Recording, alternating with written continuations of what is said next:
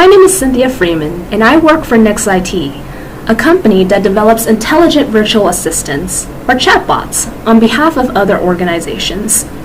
These IVAs often are used for customer support or information retrieval. Today, I'll be presenting online proactive escalation and multimodal automated assistance. Our goal is to create a system recommending when an escalation should occur, or proactive escalation, regardless of the input channel. And this is because the users of these IVAs, the customers, can interact with the IVA in a variety of ways, including text and speech. A problem in the existing literature is that they very often rely on acoustic features, but these features may not be present in all IVAs. Instead, we want to use our NLU, or the Natural Language Understanding Unit. The NLU takes user inputs, does pre-processing such as stemming or part-of-speech tagging, and feeds it to a language model, which maps the input to an intent, or the interpretation of the input that allows one to formulate the best response. We want our method to only depend on the input and output of our NLU and fulfill this hole in the literature. We collected over 7,000 conversations from IVAs deployed on travel websites. 3 reviewers were asked to determine if, in their opinions, a conversation should escalate, and if so, when. The final tag was determined by the majority. If a conversation is tagged as escalate, the point of escalation is the average of the turns tagged by the reviewers. Now, Cohen's kappa is a way of measuring the agreement between reviewers, and it ranges from -1 to 1, where 0 or lower means chance agreement. We get a kappa of 0.6, which is pretty decent, but also reveals the difficulty of such a problem. After all, the reviewers are asked to determine if and when they think a conversation should escalate. If this classification problem is already pretty difficult for humans, imagine how tough it will be for a machine. We did an 80-20 split on the data to create training and testing sets. As we are also interested in our model's abilities to determine when an escalation should occur, we trained and tested our models on a cumulative turn basis. So, for example, if a conversation in the training set is 3 turns long and is tagged for escalation on the final turn, the model will be trained on turn 1 0, turn 1 plus turn 2 0, and turn 1 plus turn 2 plus turn 3 1. From there, we experimented with several standard machine learning techniques. So here's the performance in terms of precision and recall of several turn-based classifiers. Now these are binary classifiers, as there are 2 classes, escalate and not escalate. As the data is rather unbalanced with considerably more non-escalating turns than escalating turns, this led to wanting to determine precision and recall for both classes.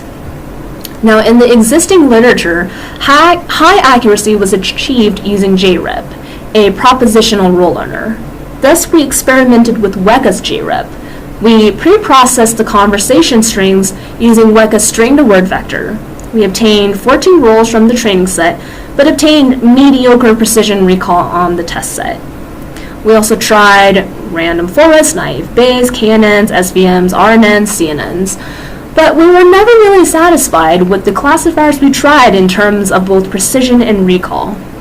So we were a little stumped, and then we read a paper by Cromer which involved problem spotting in human-machine interactions. So in Cromer's paper, negative cues are used to determine when a misunderstanding has occurred. For example, in this conversation here, in this slide, the customer attempts to clarify his or her request with repetition and ultimately ends with frustration. This repetition is a negative cue. Although detecting misunderstanding is not the same task as escalation recommendation, these negative cues are still helpful in our task. Over a rather small set of 120 dialogues, the authors determined that a combination of request repetition and correctional language achieves the highest precision in determining misunderstanding. This inspired us to create our escalation recommendation algorithm. So at the heart of our algorithm is the presence or absence of a clarify section. We noticed that there are many instances where the user explains his or her problem, reacts to the IVA's response, and then restates the problem like in this example. These clarify sections often happen because the user does not know that he or she is talking to a robot. So the user initially explains way too much. Later, when the user finds out that he or she is talking to a robot, the user tries simpler language. To determine these clarify sections, we make use of similarity measurements, such as cosine similarity. Following the presence or absence of a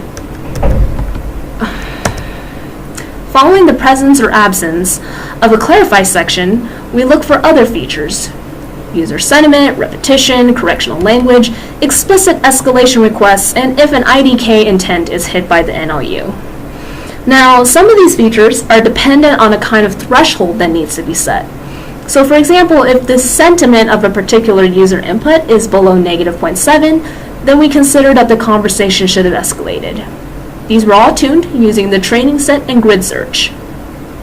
Now I'm going to go into a little more detail on the last 3 features listed here.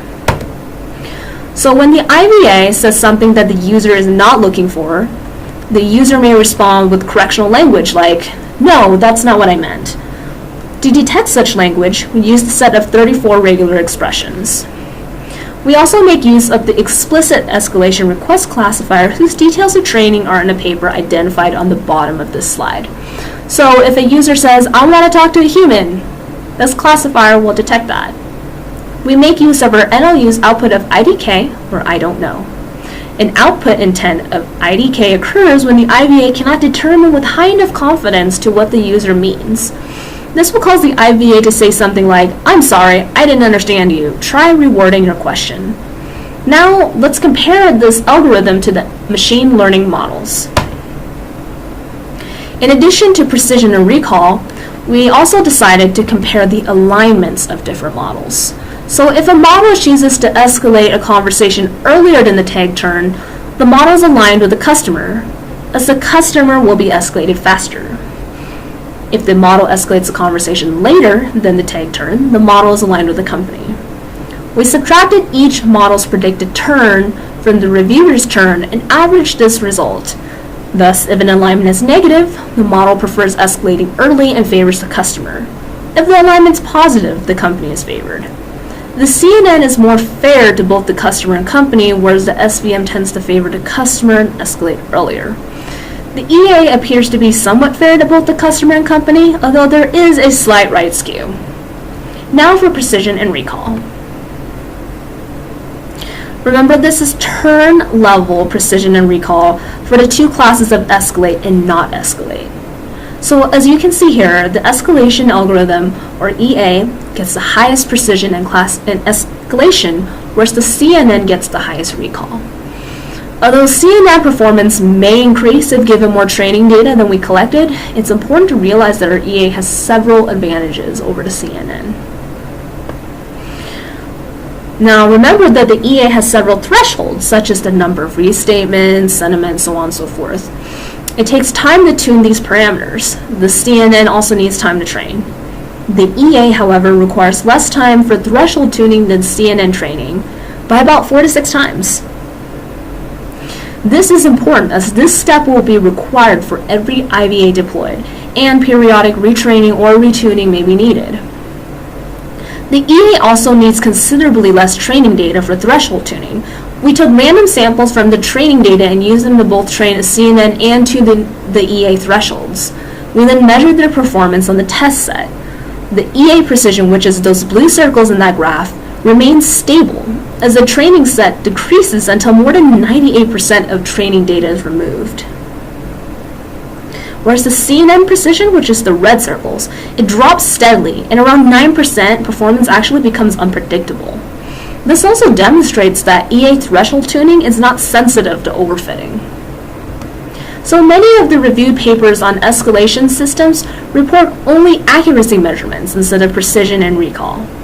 As the accuracy in our system was 93.1%, it's comparable to the accuracies reported in systems that rely on acoustic features that range from 55 to 93%. Remember that we obtained a Cohen's kappa of 0.6.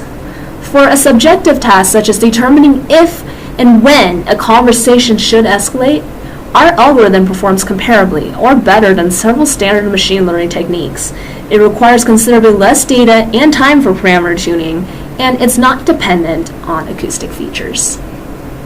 Thank you very much for listening to my talk. If you have any questions, feel free to email me at cynthiaw2004@gmail.com.